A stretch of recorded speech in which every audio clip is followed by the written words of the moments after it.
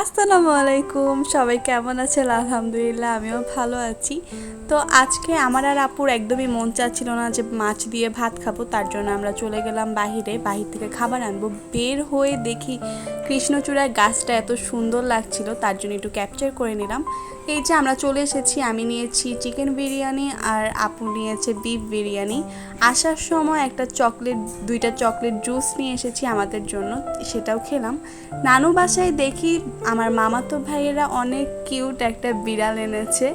এটা এত কিউট আর একদম ছোট্ট একটা বাচ্চা, আর এটা আমার হাত মানে আমার আঙ্গুলগুলো পুরো ললিপপের মতো চুষে চুষে খাচ্ছিল। আমার অনেক ভয়ও লাগছিল কিন্তু ভালোও লাগছিল, কারণ আমার বিড়াল অনেক বেশি পছন্দ।